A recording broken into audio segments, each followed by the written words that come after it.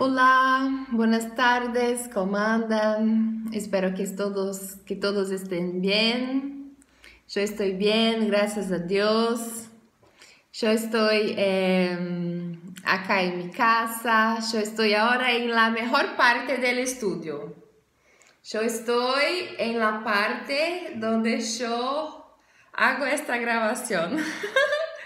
Ya fue hecho la lectura, el resumen y ahora hago la grabación para jugar un poquito, para memorizar y para dejar archivado para cuando necesitar hacer repaso. No solo yo, pero capaz que alguien que necesite, que quiera. Yo imagino que capaz que algún amigo de clase que quiera pueda acceder a este material y lo tenga.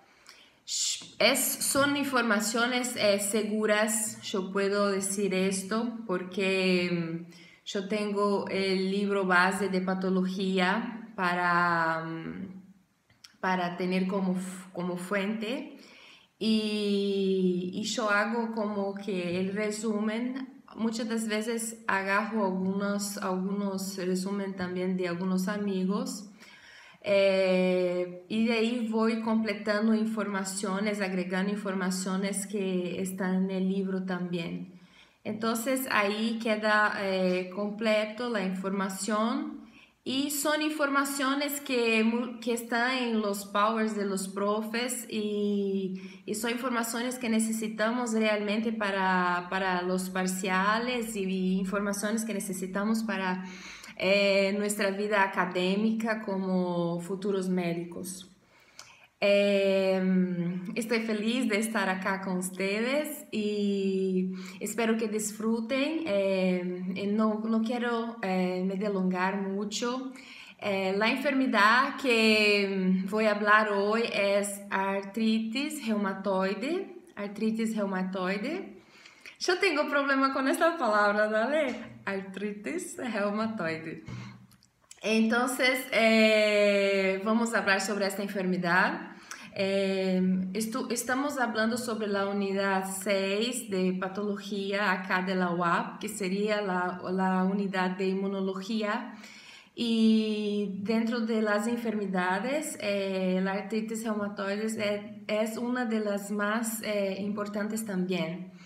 Entonces, por eso que tenemos que tener ella en cuenta, ¿no? Entonces, vamos a empezar y vamos a hablar sobre ella. ¿Qué sería entonces la artritis reumatoide? La artritis reumatoide es un trastorno inflamatorio crónico de origen autoinmune, estamos hablando sobre inmunidad todo el tiempo, ¿no? Que puede afectar a muchos tejidos y órganos, pero que ataca principalmente a las articulaciones, produciendo una sinovitis inflamatoria y proliferativa, pero no supurativa, o sea, no produce pus. La artritis reumatoide progresa hacia la destrucción del cartílago articular y la anquilosis de las articulaciones. Él hace eso. Entonces nosotros ahí empezamos con unas palabras distintas, ¿no? ¿Qué sería esta anquilosis? La anquilosis es la ausencia de movilidad articular debido a la unión de los huesos de las articulaciones. Como en la artritis hay un depósito de inmunocomplejos y destruye la sinovial de esta articulación, ahí hay una anquilosis, o sea, los huesos se unen y no tienen movilidad.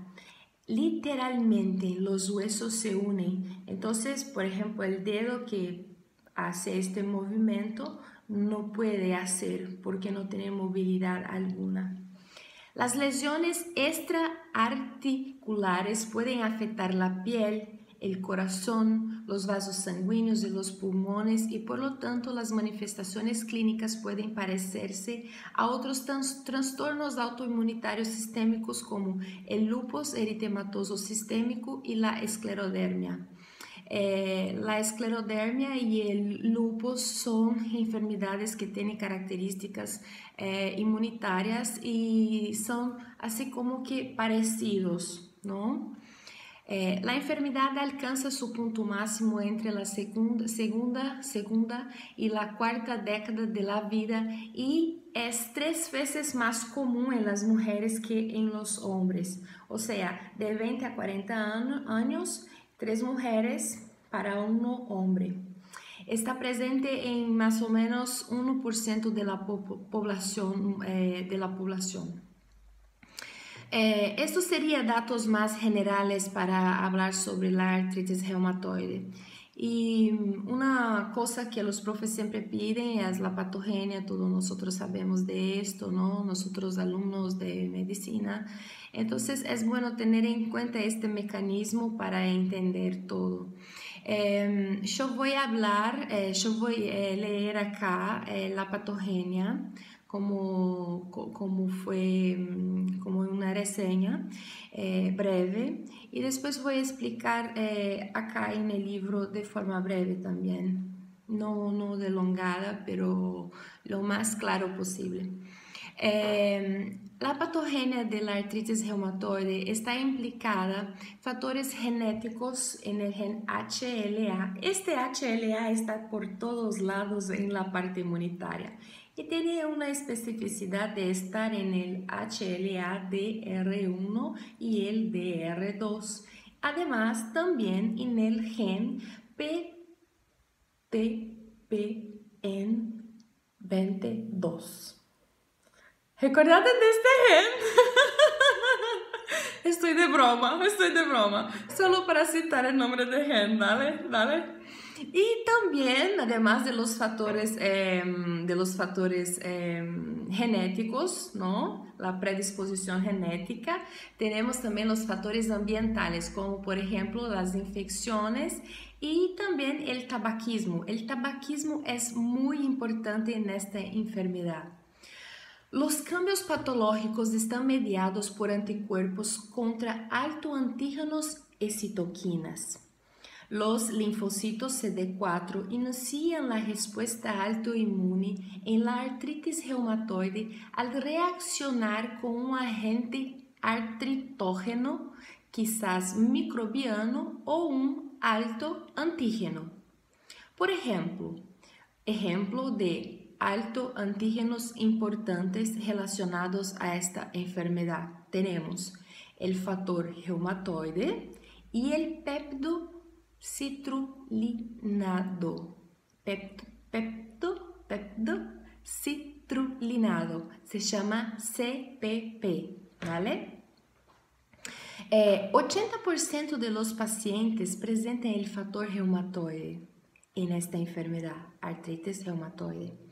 ¿Qué sería entonces el factor reumatoide? Yo me pregunto, ¿qué sería esto? ¿No? Entonces, vamos a ver.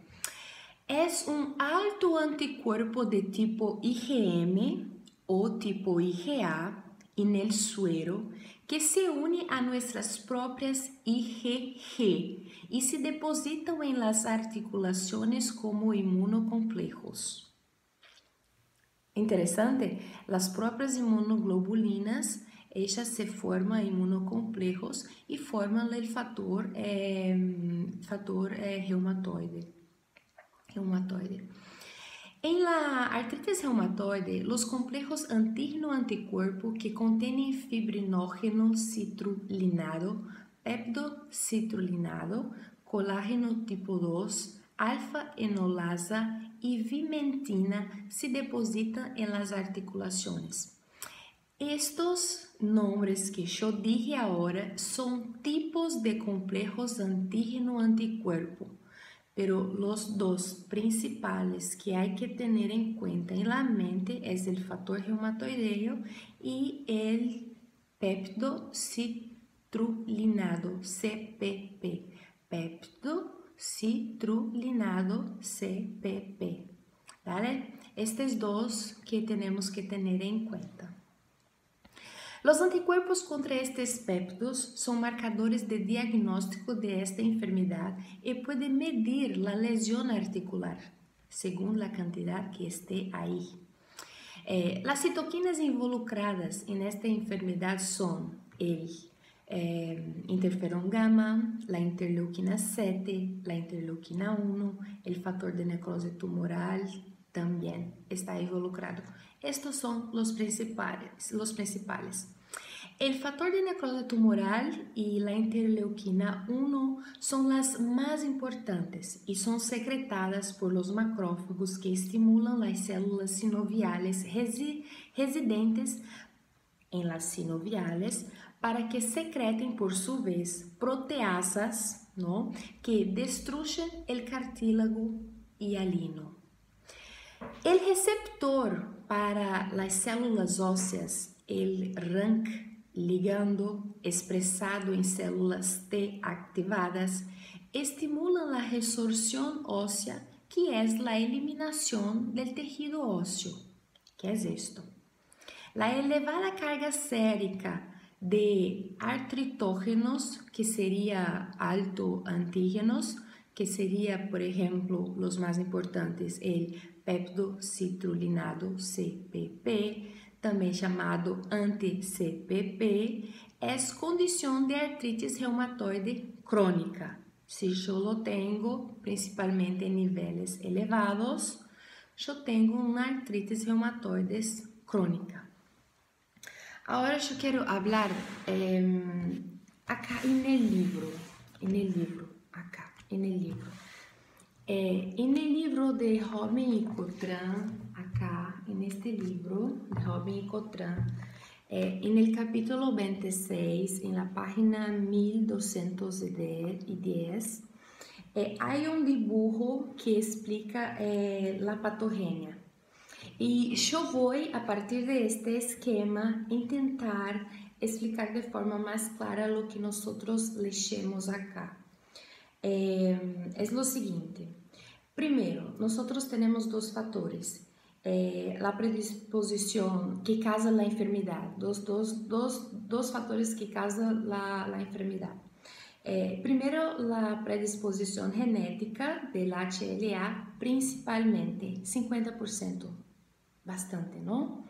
Después tenemos los factores ambientales, infecciones y tabaquismo.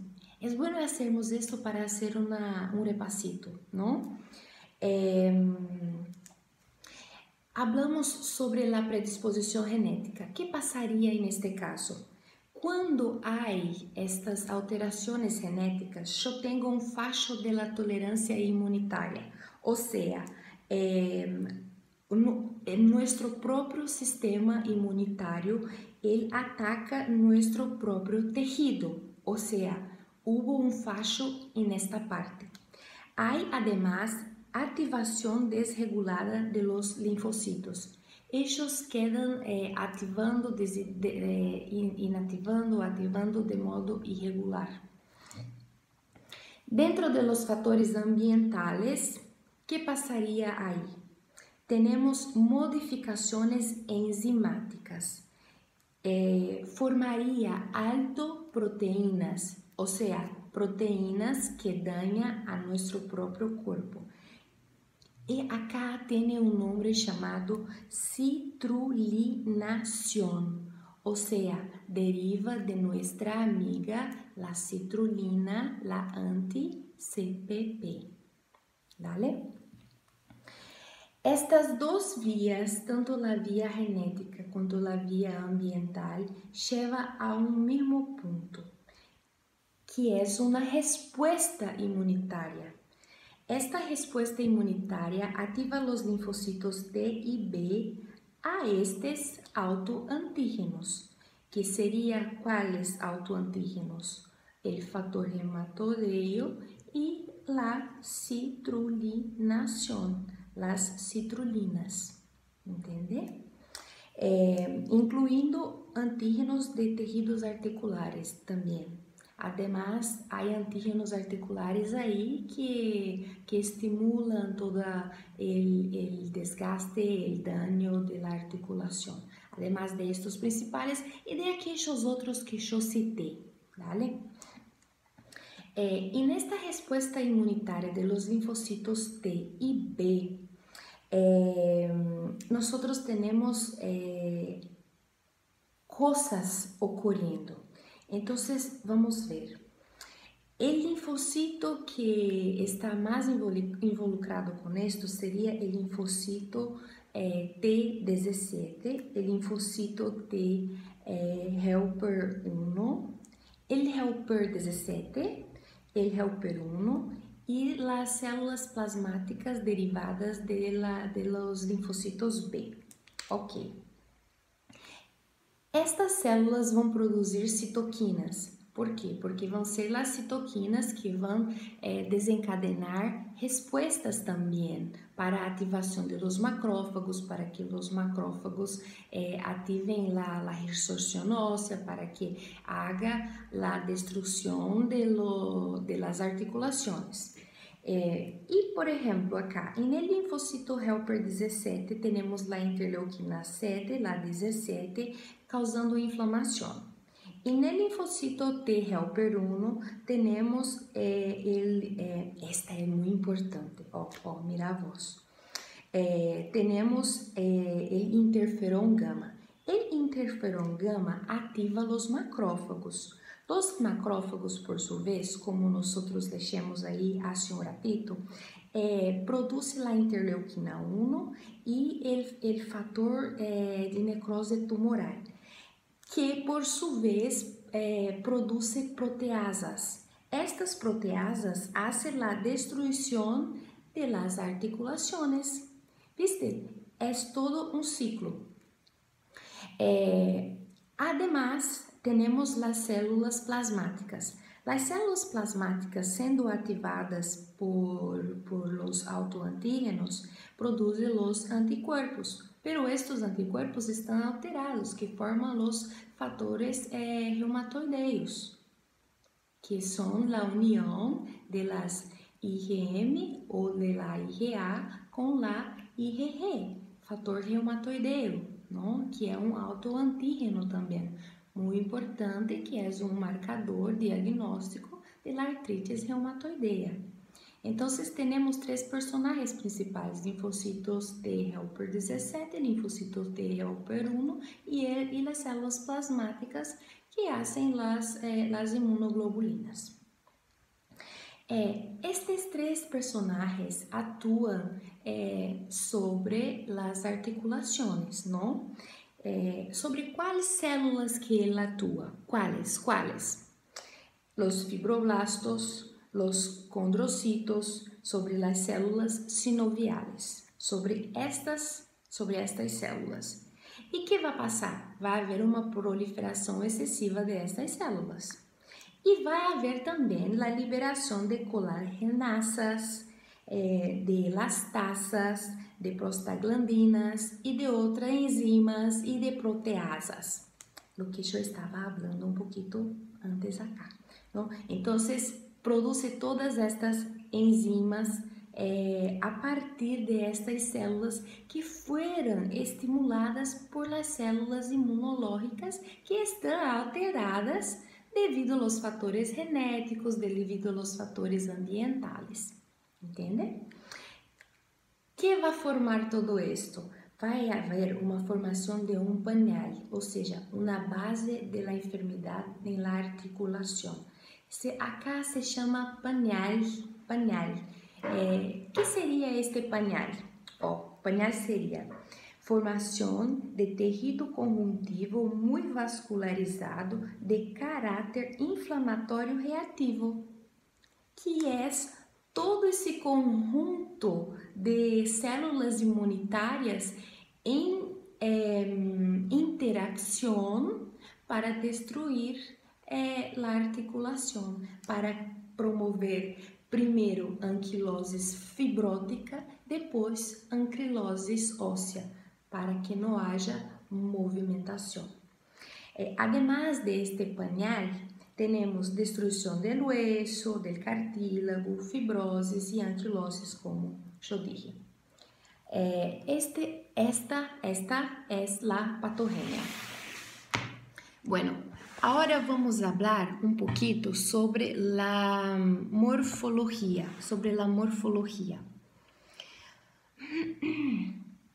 Primero nosotros sabemos que, y dijimos anteriormente, que la artritis reumatoide no ataca simplesmente las articulaciones, ataca principalmente las articulaciones, pero afecta otras partes también, articulaciones, piel, vasos sanguíneos.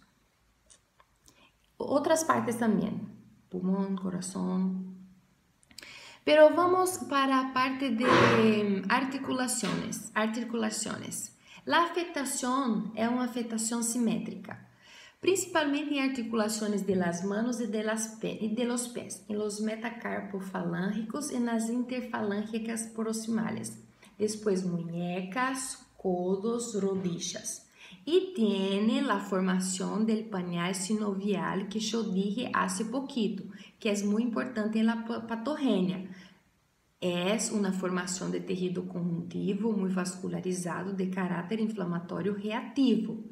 Es una masa de sinovial edematosa con muchas células inflamatorias, tejido de granulación y fibroblastos que crece sobre el cartílago articular y lo erosiona, ¿no? O sea, sinovial edematosa, engrossada, hiperplásica, com angiogênia e infiltrado inflamatório denso, atividade osteoclástica ativa que causa erosões articulares. Quais as consequências? Anquilose fibrosa, anquilose óssea. Primeiro, esta mobilidade seria uma mobilidade média por afetação das fibras, não? Depois, óssea, que seria uma mobilidade nula. Como seria a afetação em la piel? Apresenta nódulos subcutâneos reumatoides redondos, firmes, indoloros em antebraço, codos e região lumbosacra. Em microscópio óptico, nós vemos granulomas. Em realidade, esses nódulos são granulomas. O que seria um granuloma? E tem uma zona central de necroses de tipo fibrinoide. Estes granulomas são células de macrófagos epitelioides com coronas de linfocitos reativos. Seria isto. Então, em microscópio óptico, são granulomas com zona central de necrose fibrinoide rodeada de macrófagos ativados, linfocitos e células plasmáticas. Os nódulos subcutâneos que ocorrem em nossa pele a partir desta enfermidade, artrite reumatoide. ¿Entenderam? Espero que sim. Bueno, em los vasos sanguíneos. Em los vasos sanguíneos seria mais uma enfermidade avançada. Causa vasculitis necrosante aguda em los vasos pequenos e grandes. Pode afetar pulmão, pleura, pericardio. En el caso del corazón, afecta el pericardio, ¿dale? El pericardio. Hasta procesos fibrosantes crónicos, ¿no? Además, puede causar neuropatía periférica, úlceras y gangrena. ¿Por qué? Porque estos inmunocomplejos pueden afectar también las terminaciones nerviosas. Por eso, neuropatía periférica. La clínica de esta enfermedad. ¿Cuál sería la clínica de esta enfermedad? Cansancio, dolor osteomuscular generalizado, disminuição da amplitude do movimento e sem estabilidade da mobilidade das articulações, não? Os nódulos são, como foi dito antes, são firmes e são granulomas. Las articulaciones afetadas están hinchadas, calientes, dolorosas y particularmente rígidas al levantarse por la mañana por inactividad. La inflamación de los tendones, ligamentos y ocasionalmente del músculo esquelético acompaña frecuentemente a la artritis y produce la característica desviación radial de la muñeca, desviación cubital de los dedos y flexión y hiperextensión de los dedos. Sería una deformidad en cuello de cisne. ¿Qué sería esto? La mano de la persona queda como desviada. Y cuando hay la afectación en la muñeca, ¿no? Queda desviada. Y en los dedos también tienen desviación. Y acá, cuando no tiene esta movilidad, las movilidades en verdad son de tipo como así, mira, son varios tipos. Si usted fue en la internet y buscar, usted va a ver diferentes tipos de inmovilidad. Tiene de tipo así, otras así. Esto se llama deformidade em cuello de cisne, ¿no? Estas inflamaciones causadas por la artritis reumatoide cuando hay este tipo de afectación. El diagnóstico de artritis reumatoide se basa en los hallazgos radiológicos característicos. Cuando se hace una radiología de la mano, se va a encontrar esto. Se va a encontrar estas desviaciones, se va a encontrar estas flexiones hiperextensión, vas a encontrar estos cuellos de cisne, va a encontrar estas cosas. Entonces, es característico de la enfermedad en la radiología. El líquido sinovial también es turbio y hay la presencia del factor reumatoideo y el anti-CPP. Los dos autoantígenos principales de esta enfermedad. El tratamiento de la artritis reumatoide tiene como objetivo aliviar el dolor y la inflamación y ralentizar o detener la implacable destrucción de la articulación. Las complicaciones a largo plazo incluyen amiloidose sistémica, que serían proteínas mal plegadas que se depositan también en estas articulaciones que están erosionadas. La amiloidose sistémica. Bueno, chicos, artritis reumatoide es esto que estuvimos repasando hoy. Espero que gusten y que pueda agregar a tu conocimiento y ser benéfico para usted y para mí. Que Dios te bendiga mucho. Hoy es viernes, entonces feliz sábado.